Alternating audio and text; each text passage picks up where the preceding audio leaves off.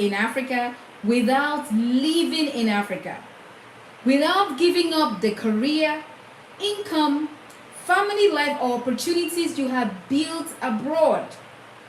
For many Africans in diaspora, this is a very real question, because there's often an assumption that if you really want to build something in Africa, then you have to come home. But I'm not sure that's true anymore, because technology has fundamentally changed what it means to be able to build a business in Africa. Seeing as you can build a business without being physically present in that market. Today, you can manage teams remotely, sell digital products across borders, communicate with customers instantly, use AI to operate parts of your businesses, receive real-time business intelligence, and collaborate with people thousands of kilometers away. So tonight, we're not just going to ask this question, we're going to delve into the answers to this question. And we also will be talking about what kind of businesses makes the most sense for an African in diaspora, and what you should know before you start. And finally, when does building from abroad make more sense than moving back? But we're going to take this session in parts, beginning with part 1. Now, the question is no longer should I come home as an African in diaspora? Because for a long time, the conversation on the African diaspora was framed around you left, built a career abroad, acquired skills, gained international exposure, and eventually perhaps you were expected to return and contribute. But the world has changed, and you don't necessarily have to choose between building your life abroad and building something in Africa. There is increasingly a third option: build across borders. You can live in London and build a company serving Lagos, or serving the world from Lagos. You can live in Toronto and work with a team in Nairobi. You can live in Houston and invest in a tech company in Accra. You can live in Berlin and build a digital service company using African talent as an African diaspora. So your physical location doesn't have to determine the geographical reach of your business. And that creates an entirely different opportunity for the Africans who are living in diaspora. Now, another thing to bear in mind as an African who is living in diaspora is that you already have something that African entrepreneurs in Africa do not have. Because one of the most interesting advantages Africans in diaspora who are entrepreneurs have is that they possess two perspectives simultaneously. As an African in diaspora, you understand Africa because you come from Africa. But you also understand another market because you live and work in the Western world. These two perspectives can be extremely valuable because you understand, one, how customers behave in the current country where you live in the Western world. You also understand what international companies expect. You understand how professional systems operate. You understand how businesses are structured internationally. You understand what global consumers are willing to pay for. And you understand how international markets perceive African products, services, and African talents. And at the same time, as an African in diaspora, you may also be able to understand family networks in Africa, the cultural knowledge in and from Africa, local relationships in Africa, language, African languages, and you could have an understanding of African markets as well as an understanding of problems that outsiders might completely miss. Now, that combination of your perspective as an African in diaspora and as an African who has lived in Africa before moving to the Western world is a powerful combination for building an entrepreneurial brand. So you can potentially become a bridge between the African market and the diaspora.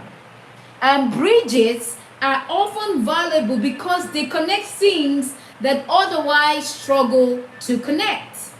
So, dear African living in diaspora, you are sitting on a gold mine. Now we move on to part 3.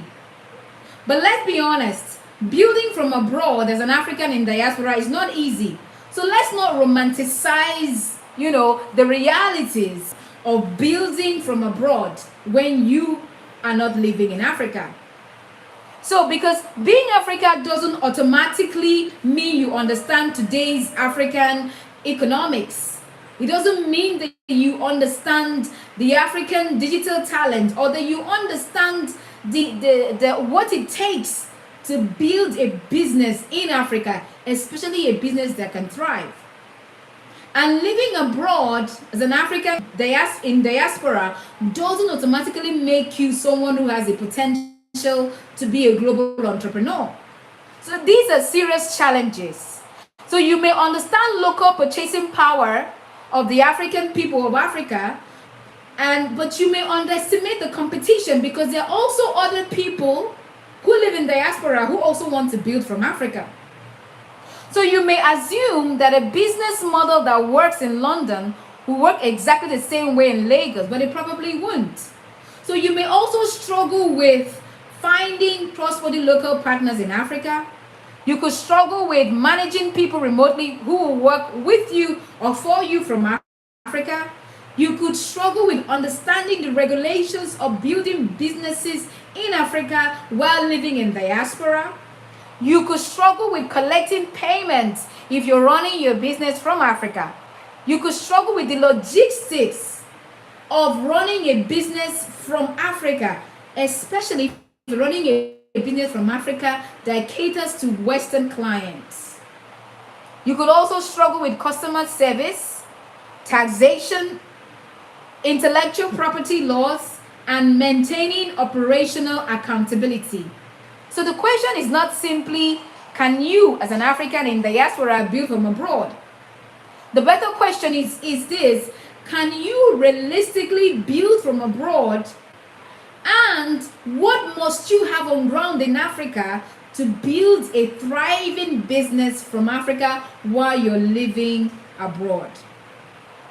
Now, we move on to understanding that not every business needs you to be physically present. So as an African in diaspora, there are businesses you can build in Africa that does not require your physical presence. So there are several digital businesses that you can explore. Whether you want to explore building an agency that provides software development services or digital marketing or design or AI services or content production or business process outsourcing or virtual assistants or consulting or data services, the list goes on and on. And your clients could be anywhere. They could be in Africa, they could be outside Africa, and you can manage your business from abroad. Or you could build digital products. Now, your products could be online education, they could be software, they could be AI tools, they could be professional training, they could be research products, they could be digital media, or they could be subscription services. The list goes on and on.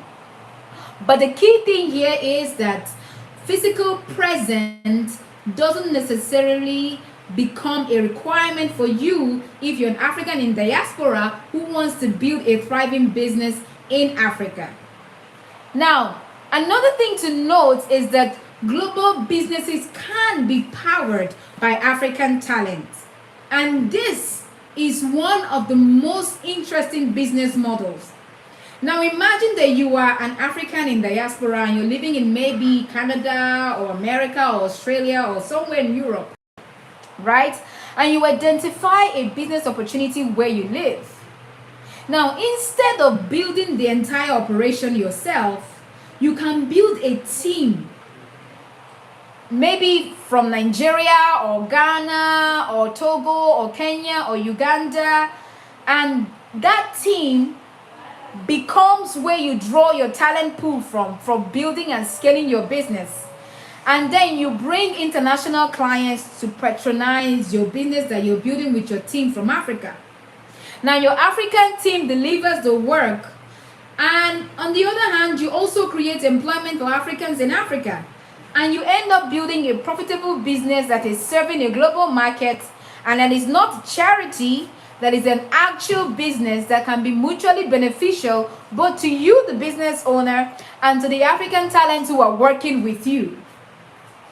Now, the next thing to bear in mind is that Africa can be more than your market. Because if you live abroad, you don't need to automatically think, oh, what product can I sell to Africa? You can think more of what can African talent help me build for the world? Because that is a very important question as an African living in diaspora. Africa, you need to know that Africa has an enormous pool of young people, many of whom are highly educated, digitally capable, and entrepreneurial. And many of these young Africans are looking for opportunities to work in international organizations. Now, the opportunity isn't necessarily to create businesses that can serve Africans. You can create businesses with African talent that can serve the global community. And you can create a globally competitive business that is made up of a team of African talents. Because Africa is filled with talented, educated, capable African youths. Now, another advantage to look at is that AI changes the equation for you if you are an African in diaspora who wants to build a business in Africa. And this is why I think the conversation becomes more interesting, because AI reduces the cost of starting and operating certain areas of your business. And a small team can accomplish things that previously required much larger organizations. So, but that doesn't mean AI should run your business. But it can increase the productive capacity of a small team.